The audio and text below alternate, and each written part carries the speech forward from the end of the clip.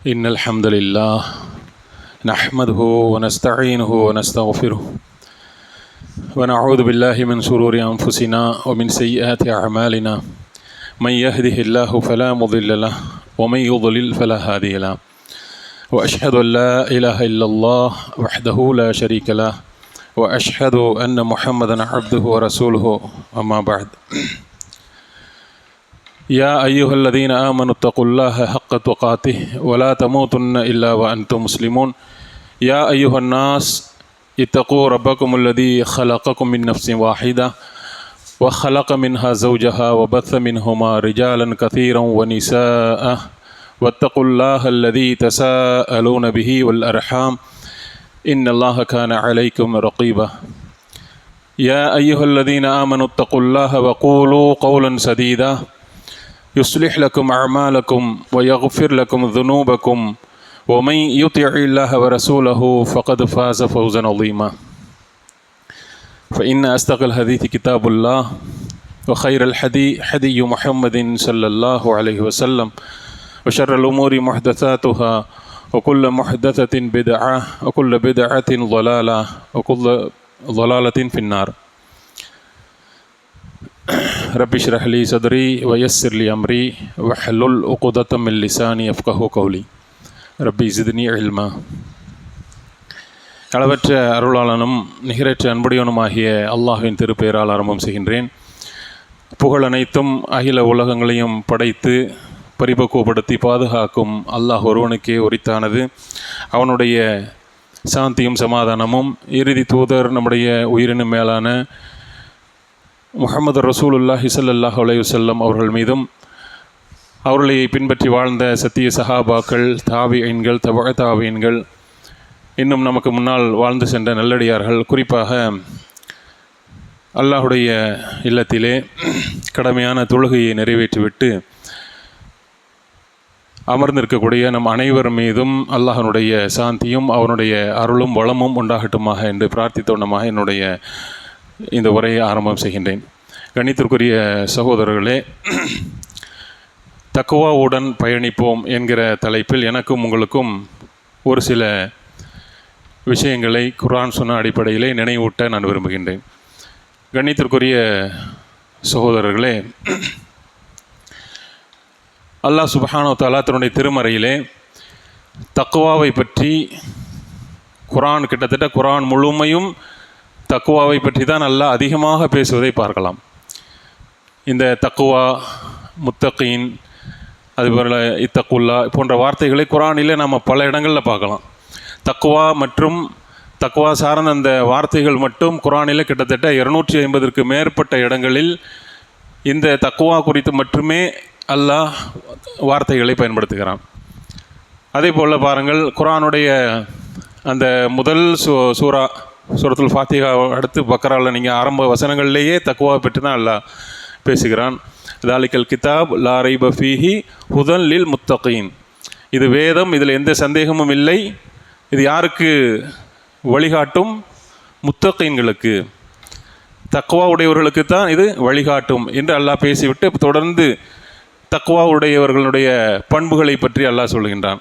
இப்படி குர்ஆன் முழுவதும் பார்த்தோம்னு சொன்னால் முத்தகீன்கள், தக்குவாவை பற்றி, அதே போல் பல வசனங்கள் இந்த அடிப்படையில் தான் இருப்பதை பார்க்கலாம். அதே போல் அல்லாஹுடைய தூதர் ஸல்லல்லாஹு அலைஹி வஸல்லம் அவர்கள் தாங்கள் உரையாற்றினாலும் தக்குவா, குர்ஆனில் இருக்கக்கூடிய தக்குவா சம்பந்தமான அந்த வசனங்களை அடிக்கடி மேற்கோள் காட்டுவார்கள்.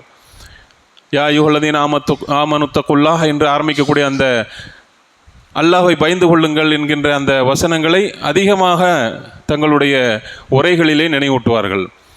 அதே போல் அவர்கள் பல நேரங்களிலே இந்த தக்குவாவை பற்றி விளக்கியிருக்கிறார்கள். அதே போல் அவர்களுடைய கடைசி உரை, இறுதி பேருரை என்று நாம் எடுத்தோம் என்று சொன்னால் அதிலேயும் இந்த தக்குவாவை பற்றி நினைவூட்டி இருக்கிறதை நாம் பார்க்கிறோம். கடைசியாக அவர்கள் அந்த ஹஜ்ஜத்துல் விதா என்று சொல்லக்கூடிய அந்த விடைபெறக்கூடிய அந்த ஹஜ்ஜிலே அந்த உரையிலும் பார்த்தீங்கன்னு சொன்னால், உங்களில் யாரும் சிறந்தவர்கள், அரபி பேசக்கூடியவர் அரபி அல்லாதவரிடவும் அரபி அல்லாதவர் அரபி பேசுவரை விடவும் சிறந்தவர் அல்ல. வெள்ளையரை விட கருப்பர், அதே போல் கருப்பரை விட வெள்ளையர் சிறந்தவர் அல்ல. உங்களிலே சிறந்தவர் யார் என்று சொன்னால், யார் தக்குவாவை பேணி வாழ்கின்றாரோ, இறை அச்சமுடையவர் தான் உங்களிலே மேன்மையானவர், உங்களிலே சிறந்தவர் என்பதை அந்த இறுதி உரையிலும் அவர்கள் நினைவூட்டியதை நாம் பார்க்கிறோம்.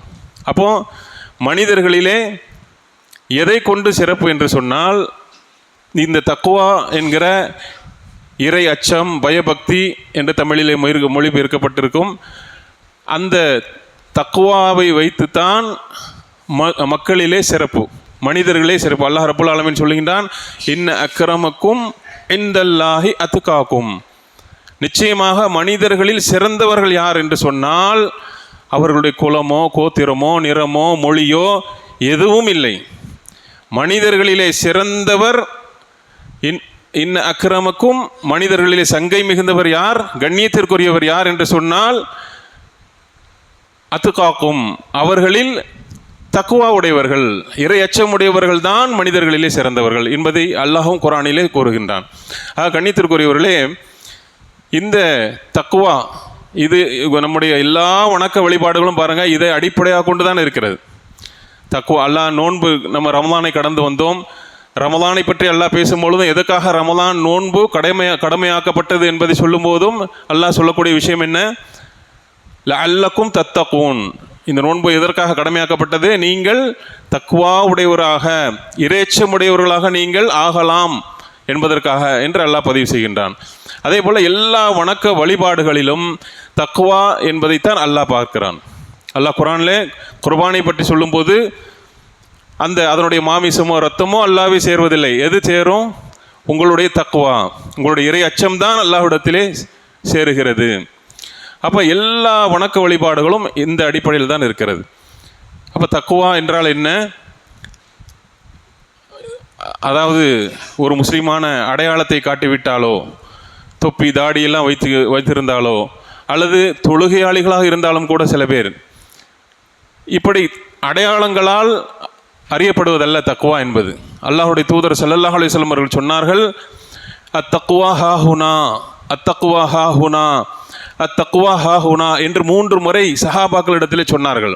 தக்குவா என்பது அது இங்கே இருக்கிறது என்று தன்னுடைய நெஞ்சிலே கை வைத்து சொன்னார்கள். அப்போ தக்குவா என்பது ஒரு மனிதனுடைய வெறும் செயல்களால் மாத்திரம் அல்ல, உள்ளம் சார்ந்த விஷயம். உள்ளத்திலே அல்லாஹ்விற்கு பயந்து செய்யக்கூடிய செயல்கள் தான் தக்குவா. அறிஞர்கள் தக்குவாவிற்கு விளக்கம் சொல்லும்போது என்ன சொல்கிறாங்க, அல்லாஹுக்கு பயந்து, அல்லாஹ் ஹலால் ஆக்கியதை அல்லாஹுக்கு பயந்து, அந்த அல்லாஹ் எதை ஹலால் என்று சொன்னானோ அதை செய்வது, எதை ஹராம் என்று அல்லாஹ் தடுத்திருக்கிறானோ அந்த பாவத்திலிருந்து விலகி கொள்வது, இதுதான் தக்குவா என்பதாக விளக்கம் சொல்வார்கள். அன்பிற்குரியவர்களே, இந்த தக்குவா நம்முடைய வாழ்க்கையில் எப்படி இருக்கிறது என்பதை நாம் அவ்வப்போது பரிசோதனை செய்து கொண்டே இருக்க வேண்டும். ஏனென்றால் இந்த தக்குவா தான், இந்த பயணத்தை பற்றி நாம் சொல்லுவோம், எங்கே வரைக்கும் வரும் என்று சொன்னால், நாளை மறுமையிலே சொர்க்கத்திற்கு முன்னால் நரகத்தை தாண்டுகின்ற இடம் வரைக்கும் இந்த தக்குவா தான் நம்மோடு கூட வரும். இந்த தக்குவா தான் ஒரு மனிதனை மேன்மைப்படுத்தும். இந்த தக்குவா தான் சொர்க்கத்திலே கொண்டு போய் சேர்க்கக்கூடிய விஷயமாக மிக முக்கியமான இடத்திலே இருக்கிறது. அன்பிற்குரியவர்களே, உமர் ரலியல்லாஹு அன்ஹு அவர்கள் உபை இப்னு கஅப் ரலியல்லாஹு அன்ஹு அவரிடத்திலே கேட்டார்கள், தக்குவா என்றால் என்ன.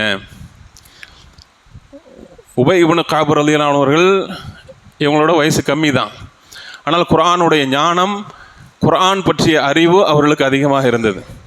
உமர் ரலியல்லாஹு அன்ஹு அவர்களை பொறுத்த வரைக்கும் அவர்கள் தன்னை விட வயதிலே சிறியவராக இருந்தாலும் கூட குர்ஆனில் அவர்களுக்கு ஞானம் இருக்கிறது என்று சொன்னால், அறிவு ஆற்றல் யாரிடத்தில் இருக்கிறதோ அவர்களை கண்ணியப்படுத்துவார்கள். அது சிறுவராக இருந்தாலும் சரிதான். அந்த அடிப்படையிலே அவர் ஹலீஃபாவாக இருக்கிறார்கள் உமர் ரலியல்லாஹு அன்ஹு அவர்கள். அவங்க கேட்குறாங்க, உபை இப்னு கஅப் ரலியல்லாஹு அன்ஹு அவர்களை பார்த்து கேட்குறாங்க, தக்குவா என்றால் என்ன. எவ்வளோ படிச்சிருப்பாங்க, எவ்வளோ குர்ஆன் வசனங்கள் ஓதியிருப்பாங்க, ரசூலுல்லாஹ் கூடவே இருந்திருக்கிறாங்க. ஆனால் இவங்ககிட்ட கேட்குறாங்க, உபை இப்னு கஅப் ரலியல்லாஹு அன்ஹு அவர்கள், அவர்கள ஆலிம் நிலையில் இருக்கக்கூடியவர்கள், முஃப்தியாக இருந்தவர்கள். அவங்கள்ட்ட கேட்குறாங்க, தக்குவா என்றால் என்ன. அப்போ உபை இப்னு கஅப் ரலியல்லாஹு அன்ஹு அவர்கள் உமர் ரலியல்லாஹு அன்ஹு அவர்களை பார்த்து கேட்குறாங்க, அமீருல் முஃமினீன் அவர்களே, நீங்கள் முட்கள் நிறைந்த பாதையிலே நீங்கள் நடந்து சென்றிருக்கிறீர்களா? சுற்றிலும் முட்களாக இருக்கக்கூடிய முட்கள் நிறைந்த அந்த பாதையிலே நீங்கள் நடந்திருக்கிறீர்களா? உமர் ரலியல்லாஹு சொல்கிறான், ஆம். அப்போ அந்த பாதையிலே நீங்கள் எப்படி நடப்பீர்கள்? உமர் ரலியல்லாஹு அவர்கள் சொன்னார்கள், அந்த முட்கள் நிறைந்த அந்த பாதையிலே என்னுடைய ஆடையை தூக்கி கொண்டு நான் வைக்கக்கூடிய ஒவ்வொரு அடியையும் மிக கவனமாக பார்த்து பார்த்து ஒவ்வொரு எட்டையும் நான் கவனித்து பார்த்து என்னுடைய அடியை வைத்து அந்த பாதையை நான் கடந்து செல்வேன் என்று சொன்னார்கள். அப்போ உபய் இப்னு கஅப் ரலியல்லாஹு அன்ஹு சொன்னாங்க, இதுதான் தக்வா என்று சொன்னார்கள். அன்பிற்குரியவர்களே, ஒரு எவ்வளோ அழகான விளக்கம் பாருங்கள். இதுதான் உண்மையிலே தக்வா, அவர்கள் புரிந்திருக்கிறார்கள். அவர் மேற்கொண்டு விளக்கம் கேட்கல. எவ்வளோ அழகான ஒரு உதாரணம் பாருங்கள். இந்த வாழ்க்கை பயணம் என்பது நாம் எடுத்து வைக்கக்கூடிய ஒவ்வொரு அடியும் அல்லாஹ்வுக்கு பயந்து நம்முடைய பாதையிலே, ரசூலுல்லாஹி ஸல்லல்லாஹு அலைஹி வஸல்லம் சொல்கிறாங்க, ஆதமுடைய மகன் செல்லக்கூடிய பாதையிலே ஷைத்தான் காத்து கொண்டிருக்கிறான். நம்முடைய வழி ஃபுல்லாக என்ன செய்கிறான்? ஷைத்தானும் சரி அவனுடைய கூட்டாளிகளும் எப்பொழுது நம்மை வீழ்த்தலாம் என்று காத்து கொண்டிருக்கிறார்கள். அப்போ எவ்வளோ எச்சரிக்கையாக நம்ம போகணும். அல்லாஹ் ரப்புல் ஆலமீன் குர்ஆனிலேயும் சொல்லுகின்றான். ஆதம் அலைஹிஸ்ஸலாம் அவருடைய சம்பவத்தை சொல்லிட்டு அதுக்கு பிறகு அல்லாஹ் சொல்லுகின்றான், மனிதர்களே, ஆதமுடைய மக்களே, உங்களுக்கு ஆடை அலங்காரத்தை, உங்களுக்கு ஆடையை நாம் அலங்காரமாக ஆக்கியுள்ளோம். ஆடைகளிலே சிறந்த ஆடை எது என்று சொன்னால் தக்வா, லிபாசு தக்வா என்று அல்லாஹ் சொல்லுகின்றான். அப்போ அல்லாஹ் ஆடைக்கு உதாரணமாக சொல்கிறான். ஒரு ஆடை எப்படி நம்மை பாதுகாக்குமோ அந்த மாதிரி தக்வா என்பது நம்முடைய அமல்களை, நம்முடைய ஆன்மாவை பாதுகாக்கக்கூடியது. அப்போ பாருங்க, அல்லாஹும் அந்த வசனத்திலே சொல்லுகின்றான். 7வது அத்தியாயம் என்று நினைக்கிறேன், 7வது அத்தியாயத்தினுடைய 27வது வசனம். அதில் அல்லாஹ் ரப்புல் ஆலமீன் சொல்லுகின்றான், ஆதமுடைய மக்களே, ஷைத்தான் உங்கள் பெற்றோர் இருவரையும் அவர்களுடைய அந்த வெட்கத்தலத்தை பார்க்குமாறு அவருடைய ஆடையை எப்படி அகற்றினானோ, அகற்றி சொர்க்கத்தை விட்டு எப்படி வெளியேற்றினானோ அதே போல் உங்களை சோதனைக்கு உள்ளாக்கி விட வேண்டாம். நீங்கள் அவனும் நிச்சயமாக அவனும் அவனுடைய கூட்டத்தாரும் உங்களை கவனித்து கொண்டிருக்கிறார்கள். நிச்சயமாக நீங்கள் பார்க்க முடியாதவாறு அவங்க என்ன அல்லாஹ் என்ன சொல்கிறான் பாருங்க. ஷைத்தானும் அவனுடைய கூட்டாளி என்ன செய்கிறாங்க? நம்மை சுற்றி கவனிச்சுக்கிட்டே இருக்கிறாங்க. இவனை எப்படி, எந்த விஷயத்தை கொண்டு இவனை வழிகெடுக்கலாம், எந்த விஷயத்தில் இவனை பிடிச்சு இழுக்கலாம். எப்படி அந்த உபய் இப்னு கஅப் ரலியல்லாஹு அன்ஹு சொல்கிறாங்க, அந்த முள்ளை நீங்கள் எப்படி ஒவ்வொரு எட்டையும் கவனித்து பார்த்து பார்த்து வைப்பீங்களோ அதே மாதிரி நாம் நம்முடைய வாழ்க்கையினுடைய ஒவ்வொரு கட்டத்திலும் இதை செய்தால் அல்லாஹ்வுக்கு பிடிக்குமா, இது அல்லாஹ் தடுத்து இருக்கிறானா, இது அல்லாஹ் ஆகுமாக்கி இருக்கிறானா, இதை செய்தால் அல்லாஹ் இதை விரும்புவானா, இதை செய்தால் அல்லாஹ்வுடைய கோபம் எங்கே நம் மீது வந்து விடுமோ, இப்படி ஒவ்வொரு எட்டையும் வாழ்க்கையினுடைய ஒவ்வொரு கட்டத்தையும் நாம் கவனித்து கவனித்து பயந்து பயந்து அல்லாஹ்வுக்கு நாம் வாழக்கூடிய இந்த வாழ்க்கை தான் தக்வாவுடைய வாழ்க்கை. அப்போ இதைத்தான் ஷைத்தானும் ஷைத்தானுடைய கூட்டாளிகளும் நம்முடைய தக்வா என்கின்ற அந்த ஆடையை நம்மை விட்டு அகற்றுவதற்கு எப்படி அல்லாஹ் ரப்புல் ஆலமீன் சொல்லுகின்றான். சொர்க்கத்திலே உங்களுடைய பெற்றோர், சொர்க்கத்தில் என்ன செஞ்சான் ஷைத்தான்? ஆதம் அலைஹிஸ்ஸலாம் அவர்களும் ஹவ்வா அலைஹிஸ்ஸலாம் அவர்களும் அங்கே சொர்க்கத்திலே அல்லாஹ் சொல்லியிருந்தான் இல்லையா, இந்த மரத்தை நீங்கள் நெருங்காதீர்கள். அந்த மரத்தை என்ன செய்யக்கூடாது? நெருங்கக்கூடாது. அந்த ஒரே ஒரு கட்டளை தான். இந்த சொர்க்கத்தில் இருக்கிற எல்லா விஷயங்களையும் நீங்கள் அனுபவித்துக் கொள்ளலாம். இந்த சொர்க்கத்தினுடைய மனம், உங்களுடைய மனம் விரும்பும்படி நீங்கள் என்ன செய்யலாம்? இந்த சொர்க்கத்தை நீங்கள் அனுபவித்துக் கொள்ளுங்கள். ஆனால் இந்த மரத்தை மட்டும் நெருங்காதீர்கள் என்று அல்லாஹ் தடுத்திருந்தான். ஷைத்தான் என்ன செஞ்சான்? அந்த 7வது 27 வசனத்துக்கு முன்னாடி உள்ள வசனங்கள்லாம் படித்து பாருங்கள். எப்படி ஷைத்தான் அந்த ஆதம் அலைஹிஸ்ஸலாம் அவர்களையும் ஹவ்வா அலைஹிஸ்ஸலாம் அவர்களையும் வழிகெடுத்தான். படிப்படியாக கொஞ்சம் கொஞ்சமாக. ஷைத்தானும் அதே சொர்க்கத்தில் இருக்கிறான். அவங்களுக்கு என்ன செஞ்சான்? ஒவ்வொரு நாளும் கொஞ்சம் கொஞ்சமாக அவர்களுக்கு ஆசையை ஊட்டி கொஞ்சம் கொஞ்சமாக, அது ஏன்னா ஒரு அல்லாஹ்வுடைய கட்டளை அவங்க மீறுகின்ற அளவுக்கு செல்கிறாங்கன்னா ஒரு நாளில் நடந்திருக்கும். கொஞ்ச நேரத்தில் உடனே சொன்ன உடனே அவங்க செஞ்சிருவாங்களா? அப்போ ஷைத்தான் கொஞ்சம் கொஞ்சமாக அவர்களை ஏமாற்றிக்கொண்டே வந்து ஒரு கட்டத்திலே இந்த மரத்தில் உள்ள பழத்தை நீங்கள் சாப்பிட்டால் சொர்க்கத்தில் என்ன செஞ்சிடலாம், நிரந்தரமாக இருக்கலாம், நீங்கள் மலக்கு மாதிரி ஆயிடுவீங்க அப்படி அல்லாஹ் மேலே சத்தியமிட்டு சொல்கிறாங்க.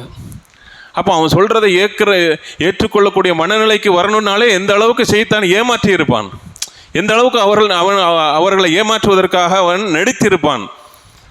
அப்போது ஒரு கட்டத்தில் என்ன செய்கிறாங்க, ஷைத்தானுடைய அந்த வார்த்தையை நம்பி அந்த மரத்திலிருந்து பழத்தை சாப்பிடுகின்றார்கள். அவருடைய வெட்கத்தலங்கள் வெளியாகிறது. அல்லாஹ் சொல்லுகின்றான், நான் உங்களை தடுக்கவில்லையா, ஷைத்தான் உங்களுக்கு பகைவன் என்று நான் சொல்லவில்லையா என்று கேட்கும் பொழுது அவர்கள் சொன்னார்கள், உன் மீது சத்தியமிட்டு சொன்னால் நாங்கள் நம்பிட்டோம். உடனே அல்லாஹ் துவா கற்றுக் கொடுக்க அந்த துவா, ரப்பனா ஸலம்னா அன்ஃபுஸனா வ இல்லம் தக்ஃபிர் லனா வ தர்ஹம்னா லனகூனன்ன மினல் ஹாசிரின், அந்த துவாவை சொல்லி என்ன செய்கிறாங்க, பாவம் மன்னிப்பு தேடுகின்றார்கள். அவருடைய பாவம் மன்னிக்கப்பட்டது, பூமியில் அனுப்பப்பட்டார்கள். அப்போ அல்லாஹ் இந்த சம்பவத்தை சுட்டி காட்டி, உங்கள் பெற்றோரை எப்படி ஷைத்தான் என்ன செஞ்சான், ஷைத்தான் கொஞ்சம் கொஞ்சமாக அவர்களை அந்த எது தவறு எது பாவம் எதை நெருங்கக்கூடாது என்று அல்லாஹ் சொன்னானோ அதை நெருங்க வைத்தது மட்டுமல்ல, அந்த மரத்திலிருந்து பழத்தை சாப்பிடக்கூடிய அளவிற்கு மாற்றினான். இதெல்லாமே என்னது, ஷைத்தான் கொஞ்சம் கொஞ்சமாக நம்மை ஏமாற்றுவது. இந்த உலகத்திலும் ஷைத்தானும் சரி அவனுடைய கூட்டாளிகளும் நம்மை சுற்றி இருக்கிறார்கள். பாவத்தின் பக்கம் அவர்கள் கொண்டு சேர்ப்பதில் முயற்சி செய்து கொண்டே இருப்பார்கள். ஒன்று ஷிர்க்கு, முதல் அவனுடைய நோக்கம் அல்லாவை வணங்குவதிலிருந்து தடுக்க வேண்டும். அந்த முயற்சி இல்லையா நம்முடைய அமல்களை கெடுப்பது, அந்த முயற்சி வெற்றி பெறவில்லையா நம்முடைய மற்ற அஹ்லாக்கை போக்குவது. இப்படி ஒவ்வொரு முயற்சியும் செய்து கொண்டே இருப்பார்கள் ஷைத்தானும் ஷைத்தானுடைய கூட்டாளிகளும். அதை நாம் மிக எச்சரிக்கையாக கவனமாக நாம் இந்த வாழ்க்கையை பயணத்தை நாம் எந்த அளவுக்கு எச்சரிக்கையாக கடந்து செல்கின்றோமோ அதுதான் தக்குவா, அதுதான் வெற்றியை தரும். ஆகிபத்து லில் முத்தகீன், அதாவது தக்குவா உள்ளவர்களுக்கு, இறைச்சமுடையவர்களுக்கு தான் இறுதி வெற்றி என்று அல்லாஹ் சொல்கின்றான். அப்படிப்பட்டவர்களாக நாம், தக்குவா உடையவர்களாக நாம் நம்முடைய வாழ்க்கையை ஒவ்வொரு செயலையும் தக்குவாவின் அடிப்படையிலே அமைத்துக் கொள்ள வேண்டும். அல்லாஹ்வுடைய தூதர் ஸல்லல்லாஹு அலைஹி வஸல்லம் அவர்களிடத்தில் சஹாபாக்கள் கேட்குறாங்க, மனிதர்களிலேயே அதிக கண்ணியத்திற்குரியவர் யார்? ரசூலுல்லாஹி ஸல்லல்லாஹு அலைஹி வஸல்லம் சொல்கிறாங்க, குர்ஆனுடைய அதே வசனத்தினுடைய அடிப்படையில் சொல்கிறாங்க, இந்த மக்களிலேயே அதிக கண்ணியத்திற்குரியவர் யார் என்று சொன்னால் இறையச்சமுடையவர். அப்போ சஹாபாக்கள் நாங்கள் இதை கேட்கல அப்படின்னு சொன்னோன்னே மறுபடியும் ரசூலுல்லாஹ் சொல்கிறாங்க, மனிதர்களிலே அதிக கண்ணியத்திற்கு ஒரு குறிப்பிட்ட நபரை கேட்பதாக நினச்சி என்ன சொல்கிறாங்க, மறுபடியும் சொல்கிறாங்க யூசுப் அலைஹிஸ்ஸலாம் அவர்கள்னு சொல்கிறாங்க. ஏன், யூசுப் அலைஹிஸ்ஸலாம் அவர்களுடைய தந்தை ஒரு நபி யாக்கூப் அலைஹிஸ்ஸலாம், அவருடைய தந்தை இஸ்ஹாக் அலைஹிஸ்ஸலாம் அவர்கள் ஒரு நபி, அவருடைய தந்தை இப்ராஹிம் அலைஹிஸ்ஸலாம் அவர்கள் நபி, அல்லாஹ்வுடைய கலீல். அந்த அடிப்படையிலே ஒரு சிறந்த பாரம்பரியத்திலே வந்தவர், சிறந்த இறைச்சமுடையவர். அதனால் என்ன செஞ்சாங்க, யூசுப் அலைஹிஸ்ஸலாம் அவர்களை நினைவுபடுத்தினார்கள். சிறந்த மனிதர் யார் அப்படிங்கிறப்போ இறைச்சமுடையவர்கள் தான் சிறந்தவர்னு சொல்லிட்டு குறிப்பிட்டு அந்த நபியை சொல்லி காட்டுறாங்க, யூசுப் அலைஹிஸ்ஸலாம் அவர்களை. இப்போ அறிஞர்கள் இதற்கு என்ன விளக்கம் சொல்கிறாங்க அப்படின்னா, அவர்கள் சிறந்த பாரம்பரியத்தில் வந்தவர்கள். கூடுதலாக அவருடைய வாழ்க்கை வரலாறை பாருங்கள். அல்லாஹ் குர்ஆனிலே யூசுப் அலைஹிஸ்ஸலாம் அவருடைய வரலாறைத்தான் முழுமையாக ஒரு சூறாவில் அல்லாஹ் சொல்கிறான். சூரத்து யூசுப் என்கிற அத்தியாயத்தை இறக்கி முழுக்க அவருடைய வரலாறை முதல்லேருந்து கடைசி வரைக்கும் சொல்கிறான். மற்ற எல்லா நபிமாருடைய வரலாறை குர்ஆனில் ஆங்காங்கே என்ன செய்வான், சொல்லிக்கிட்டே வருவான். ஆனால் யூசுப் அலைஹிஸ்ஸலாம் வரலாறு பார்த்திங்கன்னா குர்ஆனிலே முழுமையாக இருக்கும். அவருடைய வாழ்க்கையில் நடந்த ஒரு இறையச்சமுடைய நிகழ்வு. என்ன நிகழ்வு நமக்கெல்லாம் தெரியும். யூசுப் அலைஹிஸ்ஸலாம் அவர்களை அவருடைய சகோதரர்கள் கிணற்றில் தூக்கி போட்டுறாங்க.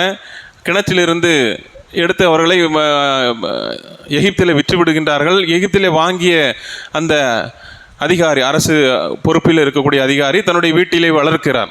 யூசுப் அலைஹிஸ்ஸலாம் அவர்களை தன்னுடைய மகனை போல் அவர் வளர்க்கிறார்கள்.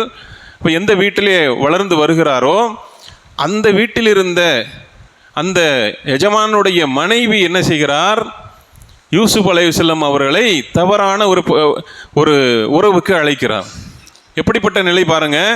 அல்லாஹ் குர்ஆனிலே அந்த சம்பவத்தை அப்படியே நமக்கு விளக்கி சொல்லுகின்றான். அந்த எந்த வீட்டில் அவர் இருந்தாரோ அந்த வீட்டினுடைய அவருடைய கணவர் இல்லாத நேரத்திலே வீட்டினுடைய எல்லா வாசல்களையும் பூட்டிவிட்டு அடைத்துவிட்டு அவள் சொன்னால் வாரும் என்று அழைத்தாள். தவறான அந்த தவறுக்கு என்ன செய்கிறாள்? அந்த பெண் அழைக்கிறாள். பாருங்க எப்படிப்பட்ட ஒரு சூழ்நிலை. யாரும் பார்க்கவில்லை, எல்லா கதவுகளும் அடைக்கப்பட்டிருக்கிறது. அதே போல யூசுப் அலைஹிஸ்ஸலாம் அவர்கள் வாலிப பருவத்தில் இருந்தார்கள். திருமணமாகாதவர், வாலிபத்தினுடைய அந்த பருவத்திலே இருந்தவர். அந்த அவரை அழைக்கக்கூடியவர் யாரு?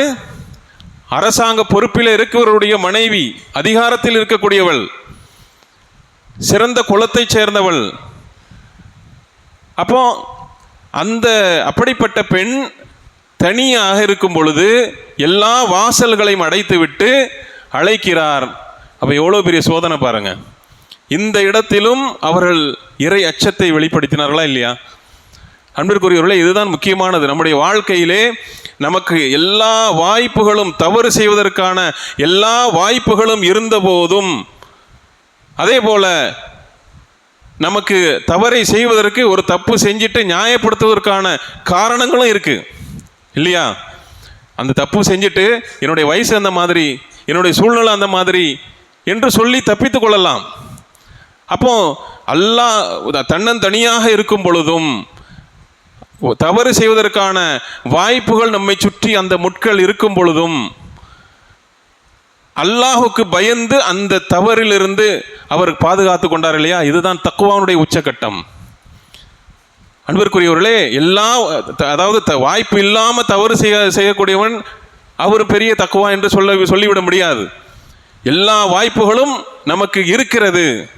எல்லா வாய்ப்புகளும் இருந்தும், எல்லா காரணங்களையும் சொல்வதற்கான காரணங்களும் இருந்து அல்லாஹுக்கு பயப்படுகின்றானே, அவன்தான் உண்மையான தக்குவாதாரி. அதைத்தான் யூசுப் அலைஹிஸ்ஸலாமுடைய வாழ்க்கையில் அந்த தக்குவாவைத்தான் வெளிப்படுத்துகின்றார்கள். அந்த இடத்திலே அந்த பெண்ணிடத்திலிருந்து ஓடுகின்றார்கள். அல்லாஹுக்கு பயந்து அந்த இக்கட்டான சூழ்நிலையிலும் தன்னுடைய அந்த கற்பு நிலையை பேணிக் கொள்கின்றார்களே, அது மிகச்சிறந்த தக்குவா. அதனால தான் மிகுந்த சங்கை மிக்கவராக அல்லாஹுடைய தூதர் ஸல்லல்லாஹு அலைஹி வஸல்லம் அவர்களை, யூசுப் அலைஹிஸ்ஸலாம் அவர்களை நினைவுபடுத்துகின்றார்கள். கண்ணியத்திற்குரியவர்களே, இந்த தக்குவா தான், இந்த இறையச்சம் என்கின்ற இந்த அம்சம்தான் மனிதர்களை உண்மையிலேயே உயர்ந்த இடத்திற்கு கொண்டு செல்லும். மனிதர்களிலே சிறந்தவர்களாக ஆக்குவது இந்த தக்குவா தான். அல்லாஹுடைய தூதர் ஸல்லல்லாஹு அலைஹி வஸல்லம் அவர்கள் சொன்னார்களா இல்லையா? அதாவது மக்களிலேயே சிறந்தவர்கள் யாரு? மக்களிலேயே சிறந்தவர்கள் என்னுடைய அந்த காலகட்டத்தில் இருந்தவர்கள் சஹாபாக்களை சொல்லுகின்றார்கள். ஏன் சஹாபாக்களுக்கு இப்படிப்பட்ட சிறப்பு? மனிதர்களிலேயே, ஒட்டுமொத்த மனிதர்களிலேயே அவர்கள் தான் சிறந்தவர்கள். ஆதம் அலைஹிஸ்ஸலாம் முதல்ல இருந்து இறுதி மனிதர்கள் வரும் வரைக்கும் இருக்கக்கூடிய அந்த கூட்டத்தினரில், உம்மத்தில் மிகச்சிறந்த உம்மத்தாக அல்லாஹ்வுடைய தூதர் ஸல்லல்லாஹு அலைஹி வஸல்லம் அவர்கள் சொல்லக்கூடிய அந்த சமூகம் யார் என்று சொன்னால், என்னுடைய தலைமுறையை சார்ந்தவர்கள், என்னோடு இருக்கக்கூடிய அந்த சஹாபாக்களைத்தான் அவர்கள் மனிதர்களிலேயே சிறந்தவர்கள் என்று அடையாளப்படுத்தினார்கள். காரணம் என்ன? அவர்களுடைய தக்வா. அந்த தக்வாவிலே மேன்மைப்பட்டிருந்த காரணத்தினால்தான் அவர்களுக்கு அந்த சிறப்பு கிடைக்கிறது. நாளை மறுமையிலும் சொர்க்கத்திலே முதலாக நுழையக்கூடிய கூட்டமாகவும் அவர்கள் தான் இருப்பார்கள். முதலாக அல்லாஹ்வுடைய தூதர் ஸல்லல்லாஹு அலைஹி வஸல்லம் அவர்கள் தங்களுடைய உம்மத்தோடு தான் செல்வார்கள். அதிலே முந்தி இருப்பவர்கள் யார் சொல்றாங்க? அல்லாஹ்வுடைய தூதர் ஸல்லல்லாஹு அலைஹி வஸல்லம் அவர்கள் ஏழை முஹாஜிர்கள் தான் சொர்க்கத்திலே நுழையக்கூடிய முதல் கூட்டமாக இருப்பார்கள். சஹாபாக்கள் சிறந்தவர்கள், அந்த சஹாபாக்களிலும் சிறந்தவர்கள் முஹாஜிர்கள். அந்த முஹாஜிர்களிலும் ஏழைகளாக இருந்து தங்களுடைய ஈமானை பாதுகாத்து எல்லா கொடுமைகளையும் அனுபவித்து தங்களுடைய இறை அச்சத்தை பாதுகாத்து கொண்டார்களே, அவர்கள்தான் மறுமையிலே முதலாக சொர்க்கத்திலே நுழைவார்கள் என்று சொன்னால், இந்த தக்வாவுக்கு இருக்கக்கூடிய சிறப்பை பாருங்கள். கணித்திற்குரியவர்களே, நாளை மறுமை நாளிலே இறப்பிற்கு பிறகு இருக்கக்கூடிய ஒவ்வொரு படித்தரத்திலும் நம்முடைய தக்வா தான் நம்மை மேன்மைப்படுத்தும்.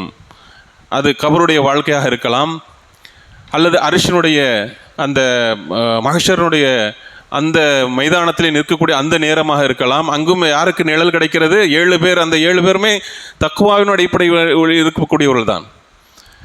அதே போல் கேள்வி கணக்குகள் எளிதாக்கப்படுவது, அதே போல் தராசிலே நிறுக்கப்படும் பொழுது நன்மைகள் அதிகமாக்கப்படுவது, இப்படி அதற்கு பிறகு எல்லாம் முடிந்ததற்கு பிறகு எங்கே வந்து நிற்பாங்க? இந்த பயணம் எங்கே வந்து நிற்கும் அப்படின்னு சொன்னால், நரகத்திற்கு முன்னாடி வந்து நிற்பாங்க.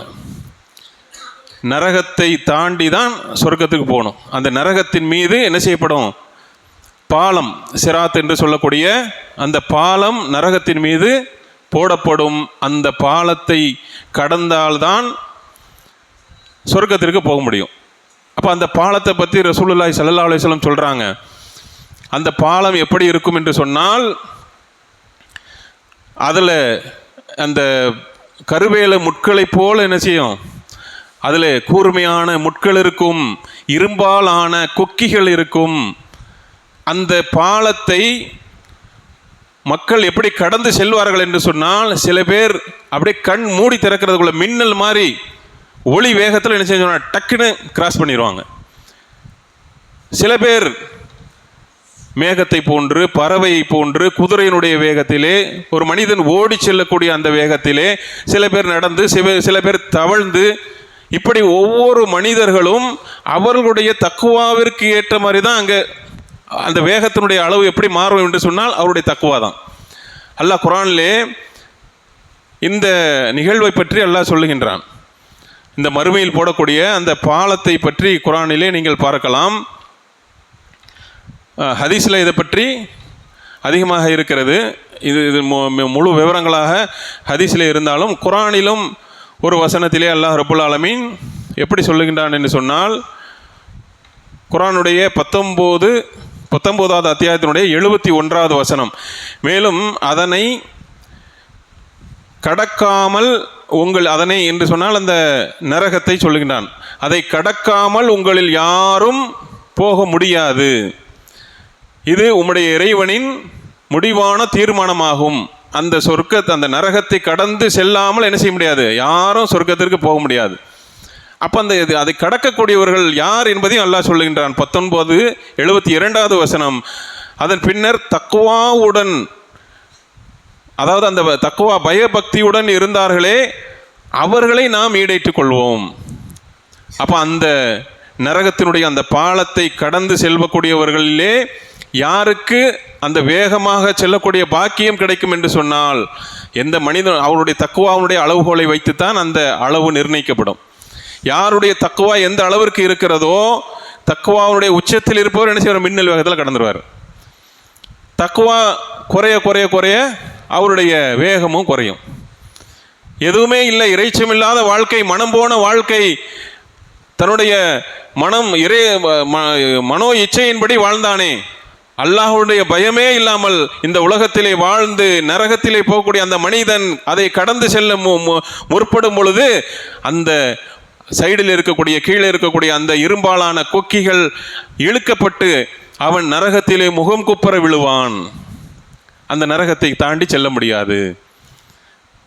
பாருங்க, உபய் இப்னு கஅப் ரலியல்லாஹு அன்ஹு சொன்னாங்களே, அந்த பாதை எங்கே வரைக்கும் இருக்குது? சொர்க்கத்திற்கு முன்னாடி வரைக்கும் அந்த பாதை இருக்கிறது. அதனால தான் அபூ ஹுரைரா ரலியல்லாஹு அன்ஹு அவர்கள் தன்னுடைய மரண நேரத்தில் அப்படியே அழுகிறாங்க. மரண நேரத்தில் என்ன செய்கிறாங்க? சுற்றிலும் அவருடைய உறவினர்கள், நண்பர்கள்லாம் இருக்கிறாங்க. கண்ணீர் விட்டு அப்படியே தேம்பி தேம்பி அழுகின்றார்கள். அப்போ அருகில் இருந்தவர்களெல்லாம் கேட்குறாங்க, அபூ ஹுரைரா அவர்களே, ஏன் நீங்கள் அழுகின்றீர்கள்? அப்போ அவங்க சொன்ன விஷயம் என்ன? எனக்கு முன்னால் ஒரு நீண்ட பயணம் இருக்கிறது. எதை சொல்கிறாங்க? மறுமை வாழ்க்கை. எனக்கு முன்னால் ஒரு நீண்ட பயணம் இருக்கிறது. ஆனால் என்னிடத்திலே ஜாது என்று சொன்னால் அந்த பயணத்திற்கான ஏற்பாடு. அதாவது பயணிகள் என்ன செய்வாங்க? அந்த காலத்தில் பயணத்திற்கு அவர்களுக்கு தேவையான உணவு, உடை, வழி செலவுக்கான காசு, இந்த பயண ஏற்பாடு செய்வாங்க இல்லையா? இதுக்கு பேர் ஜாது என்று சொல்வார்கள். என்னிடத்திலே எனக்கு முன்னால் மிக நீண்ட பயணம் இருக்கிறது, ஆனால் என்னிடத்திலே ஜாது குறைவாக இருக்கிறது என்றார்கள். எப்படிப்பட்ட தக்குவா பாருங்க, எப்படிப்பட்ட சஹாபி அவர்கள் அல்லாஹ்வுடைய தூதர் ஸல்லல்லாஹு அலைஹி வஸல்லம் அவர்களுடைய ஹதீஸ்களை அதிகமாக இந்த உம்மத்திற்கு சொன்னவர்கள், ஹதீஸ்கள் அதிகமாக செய்தவர்கள். அது அமல்களிலும் பார்த்தீங்கன்னா அவங்க இரவு வணக்கத்திலெல்லாம் ஈடுபட்டக்கூடியவர்கள். அவர்கள் மட்டும் இல்லாமல் அவங்க மொத்த குடும்பமும் இரவு முழுக்க உயிரோட்டமாக அமல்களிலே ஈடுபட்டிருப்பார்கள். அப்படிப்பட்ட அபூ ஹுரைரா ரலியல்லாஹு அன்ஹு அவர்கள் தன்னுடைய மரண நேரத்திலே கண்ணீர் வடித்து அழுது சொல்லுகின்றார்கள், எனக்கு முன்னால் மிக நீண்ட பாதை இருக்கிறது, என்னிடத்திலே அந்த பாதைக்கான பயணத்திற்கான ஏற்பாடு என்னிடத்திலே குறைவாக இருக்கிறது என்று சொன்னார்கள். அந்த ஜாத் என்பது இறையச்சம், தக்வா. ஏன் அல்லாஹ் குர்ஆனிலே ஜாத் என்று சொல்லுகின்றான்.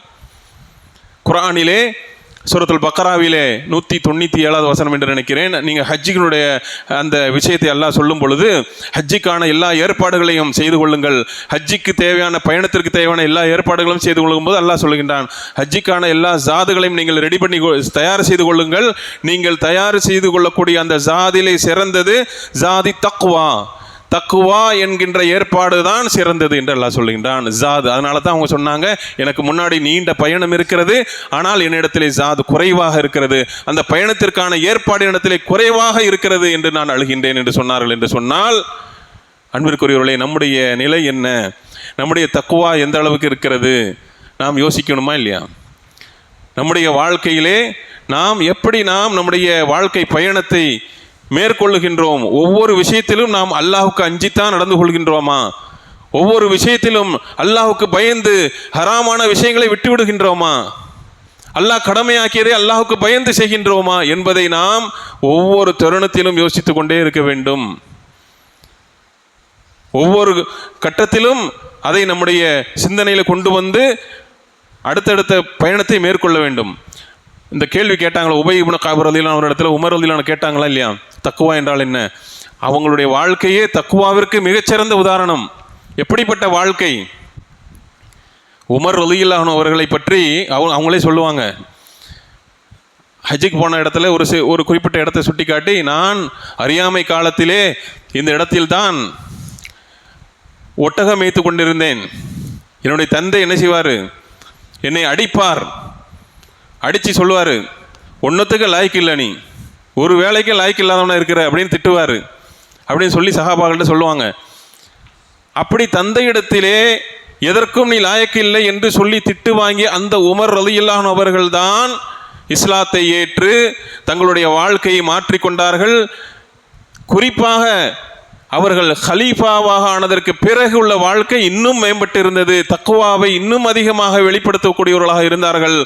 எந்த அளவிற்கு என்று சொன்னால், இந்த உலகத்திற்கே முன்மாதிரியான ஒரு ஆட்சியாளராக இருந்தாங்களா இல்லையா? முஸ்லிம் அல்லாதவர்களும் உமர் ரலியல்லாஹு அன்ஹு அவருடைய ஆட்சியை போல் வேண்டும் என்று ஆசைப்படக்கூடிய அளவிற்கு அவருடைய ஆட்சி இந்த உலகத்திற்கே, உலக மக்களுக்கே முன்னுதாரணமாக இருந்தது என்று சொன்னால், இந்த தக்வா என்கிற அடிப்படையில் அவருடைய வாழ்க்கையை அமைத்து கொண்டதுதான் காரணம். ஒவ்வொரு விஷயத்திலும் அவர்கள் கவனம் எடுத்திருக்கிறார்கள். அவங்களுடைய வரலாறை படிச்சிங்கன்னா, ஒரு ஆளுநரை எப்படி நியமிப்பாங்க, ஒவ்வொன்றையும் ஃபில்டர் பண்ணி இந்த ஆளுநரை போடலாமாங்க, இவரை இங்கே பொறுப்பு கொடுக்கலாமா, அதே போல் மக்களுக்கு என்ன தேவைங்கிறத இரவில் போய் என்ன செய்வாங்க, நகர்வலம் போவாங்க, மக்களுக்கே தெரியாமல் போய் அவர்களுக்கு என்ன தேவை என்பதை பார்ப்பார்கள். இப்படி அவருடைய ஒவ்வொரு விஷயத்தையும் மிக கவனமாக எந்த அளவிற்கு என்று சொன்னால், அவர்கள் கொல்லப்படும் பொழுது கத்தியால் ஒரு மனிதன் என்ன செஞ்சிடறான், தொழுகையில் இருக்கும்போது குத்திட்டு ஓடின உடனே முதல்ல அவனை போய் பார்த்து அவன் யார் என்று பார்த்து வாருங்கள் என்று சொல்கிறாங்க. போயிட்டு இந்த நபர் தான் அப்படின்னு சொன்ன உடனே, அல்லாஹ் என்னை ஒரு முஸ்லீமுடைய கையால் கொலை செய்வதற்கு, முஸ்லீமுடைய கையால் நான் கொல்லப்படுவதிலிருந்து பாதுகாத்த அல்லாஹ்வுக்கு புகழும் என்று சொல்லுகிறார். என்று சொன்னால், ஒரு முஸ்லீம் நம்மை கொன்றால் நாளை அல்லாஹ்விடத்திலே பதில் சொல்ல வேண்டுமே என்கின்ற அந்த அச்சம் மரண நேரத்தில் கூட அவர்களுக்கு இருந்துச்சா இல்லையா? கத்தியால் குத்தப்பட்டு அந்த மரண வேதனையில் இருக்கும் பொழுது கூட தன்னை ஒரு முஸ்லீம் கொண்டிருந்தால் அல்லாஹ்விடத்திலே நாம் பதில் சொல்ல வேண்டிய நிலை வருமே என்ற அச்சம் அவர்களுக்கு இருந்தது என்றால், எந்த அளவிற்கு அவருடைய வாழ்க்கையிலே தக்குவா இருந்தது என்பதை நாம் புரிந்து கொள்ளலாம். கணித்திற்குரியவர்களே, இது மாதிரி தக்குவா, இறையச்சமுடைய வாழ்க்கை தான் அல்லாஹ் நம்மிடத்தில் எதிர்பார்க்கிறான். அதனால தான் நபி ஸல்லல்லாஹு அலைஹி வஸல்லம் அவர்கள் தக்குவாவை பற்றி அதிகமாக பேசுவார்கள். தங்களுடைய உரையிலே அந்த வசனத்தை ஹதீபு பாருங்க, ஜும்மா உரையில் ஆரம்பிக்கும் போது என்னது, யா யுஹல்லதீன ஆமனு தக்குல்லாஹ ஹக்க துகாத்திஹி வலா தமூதுன்ன இல்லா வ அன்தும் முஸ்லிமூன். இந்த ஒரே ஒரு வசனத்தை யோசிச்சாலே போதும். ஒரு மனிதன் எப்படி இந்த உலகத்திலே வாழ வேண்டும், எப்படி மரணிக்க வேண்டும் என்பதை எல்லாம் சொல்லுகின்றான். இந்த உலகத்திலே நீங்கள் யா யுஹல்லதீன ஆமனு தக்குல்லாஹ ஹக்க துகாத்திஹி, அல்லாஹ்வை அஞ்ச வேண்டிய முறைப்படி நீங்கள் அஞ்சுங்கள் என்று அல்லாஹ் சொல்கின்றான். அஞ்ச வேண்டிய முறைப்படி அஞ்ச வேண்டும். ஏதோ தொழுகையில் வந்தால் மட்டும் அச்சம், தொழுகையிலே வந்து இபாதத்தில் ஈடுபட போதும் மட்டும் அச்சம் இல்லை, எல்லா நேரங்களிலும் அல்லாஹ்வை அஞ்ச வேண்டும். அதுதான் அல்லாஹ்வை அஞ்ச வேண்டிய முறை. நான் எனக்கு பிடித்த விஷயங்களை மாத்திரம் செய்வேன், எனக்கு பிடிக்கலன்னா அல்லாஹ் சட்டமாக்கினாலும் செய்ய மாட்டேன். இது அல்லாஹ்வுடைய அச்சம் அல்ல, அல்லாஹ்வுடைய அச்சத்தினுடைய வெளிப்பாடு அல்ல. சில பேர் தொப்பி தாடி வச்சிருப்பாங்க, வெளியில் பார்த்தா வியாபாரம் ஹராமான வியாபாரம். அல்லாஹ்வின் மீது சத்தியமிட்டு சொல்லுவார்கள், இது இந்த பொருளுடைய தரம் இப்படி தான் அப்படின்னு. பொய் சத்தியம் எத்தனையோ இடங்களில் பார்க்கிறோம். அப்போ என்ன விஷயம், அமல்கள் இருக்கிறது ஆனால் தக்குவா இல்லை. அன்பிற்குரியவர்களே, அதனால தான் அல்லாஹ் ரமலான் மாதத்தை சுட்டி காட்டி அந்த தக்குவா உடையவர் ஆகலாம் என்று. ரமலானில் நம்ம எப்படி இருந்தோம், நாம் பசித்திருந்தோம், தாகித்திருந்தோம், நமக்கு முன்னால் உணவு இருக்கும், ஹலாலான உணவு தான், ஆனால் அல்லாஹுக்கு பயந்து சாப்பிடாம இருந்தோமா இல்லையா? நமக்கு முன்னால் தண்ணீர் இருந்தது, கடுமையான தாகம், யாருமே சுற்றிலும் இல்லை, ஆனால் அல்லாஹ் நமக்கு தடுத்திருக்கிறான் என்ற காரணத்திற்காக நாம் தண்ணீர் குடிக்காமல் இருந்தோமா? இதுதான் தக்குவா. இந்த பயிற்சியை நம்முடைய ரமலானுக்கு பிறகும் அல்லாஹ் எதிர்பார்க்கிறான். வெறும் பசியில் நாம் அதை கடைபிடித்தோம், சாப்பிடலை, தண்ணி குடிக்கலை. அந்த பயிற்சியை அல்லாஹ் மற்ற நாட்களிலே எல்லா விஷயங்களையும் எதிர்பார்க்கிறான். நம்முடைய வியாபாரத்தில், நம்முடைய அஹ்லாக்கிலே, நம்முடைய பேச்சிலே, நம்முடைய நடைமுறையிலே, நம்முடைய இபாதத்திலே, அனைத்திலும் இந்த இறை அச்சத்தை அல்லாஹ் எதிர்பார்க்கிறான். அந்த தக்வா தான் நம்மை மேம்படுத்த நாளை மறுமையிலே சொர்க்கத்திலே உயர்ந்த சொர்க்கம் கிடைப்பதற்கும் காரணமாக இருப்பது அந்த தக்குவாவாகத்தான் இருக்கும். கண்ணியத்திற்குரியவர்களே, இந்த தக்குவாவை குறித்து நாம் துவா செய்யணும். ரசூலுல்லாஹி ஸல்லல்லாஹு அலைஹி வஸல்லம் அவர்கள் அடிக்கடி செய்யக்கூடிய துவாக்களிலே ஒன்று என்னது, அல்லாஹும்ம இன்னி அஸ்அலுக்கல் ஹுதா வத் துகா வல் அஃபாஃப வல் கினா. யா அல்லாஹ், உன்னிடத்தில் நான் ஹுதா நேர் வழியை கேட்கிறேன். அடுத்தது என்னது, தக்குவாவை கேட்கிறேன். ஒல் அஃபாஃப ஒல் கினா, அஃபாஃப் சுய கட்டுப்பாடு, குறிப்பாக கற்பு விஷயத்திலே சுய கட்டுப்பாடு அஃபாஃப் என்று சொன்னால். ஒல் கினா நிறைவு, தன்னிறைவு, இதை கேட்கிறேன் என்று சொன்னார்கள். அப்போ அதில் கேட்டிருக்காங்க. அதே மாதிரி அல்லாஹும்ம ஆத்தி நஃப்ஸி தக்குவாஹா வ ஜக்கிஹா அன்த கைரு மன் ஜக்காஹா அன்த வலியுஹா மௌலாஹா. இதுலையும் பாருங்க, நான் தக்குவாவுடைய அந்த நஃப்ஸை கேட்கிறேன், அதை சுத்தப்படுத்து, நீயே சுத்தப்படுத்துவதில் சிறந்தவன் என்று நம்ம என்ன செய்கிறோம், ரசூலுல்லாஹ் துவா சொல்லி கொடுத்துருக்குறாங்க. அப்போ இந்த உள்ளத்தை சுத்தப்படுத்தி தக்குவாவுடைய உள்ளமாக இருந்தால் மட்டும்தான் வெற்றி. அதனால தான் அல்லாஹ் ரப்புல் ஆலமீன் குர்ஆனிலே பல சத்தியங்கள் செய்து சொல்லுகிறான், கத் அஃப்லஹ மன் ஜக்காஹா. யார் அந்த உள்ளத்தை தூய்மைப்படுத்தினானோ அவன் வெற்றி அடைந்தான். கத் அஃப்லஹ மன் ஜக்காஹா வ கத் ஹாப மன் தஸ்ஸாஹா. யார் அதை களங்கப்படுத்தினாரோ அவர் என்ன செஞ்சிட்டார், தோல்வி அடைந்தார். அப்போ இந்த உள்ளத்தை நாம் எப்படி வைத்திருக்கிறோம், தக்குவாவோடு வைத்திருக்கிறோமா என்பதை பொறுத்து தான் நம்முடைய வெற்றி தோல்வி என்பதை கவனத்தில் கொண்டு இந்த தக்குவாவுடைய மக்களாக, தக்குவாவை பேணி, இறைச்சத்தை பேணி, அல்லாஹ்வுடைய அந்த அச்சத்தோடு ஒவ்வொரு நிமிடமும் நம்முடைய வாழ்க்கையை கழிக்கக்கூடிய பாக்கியத்தை அல்லாஹ் ரப்புல் ஆலமீன் எனக்கும் உங்களுக்கும் வழங்குவானாக. வ ஆகிரு தஅவானா அல்ஹம்துலில்லாஹி ரப்பில் ஆலமீன். அஸ்ஸலாமு அலைக்கும் வரஹ்மத்துல்லாஹி வபரகாத்துஹு.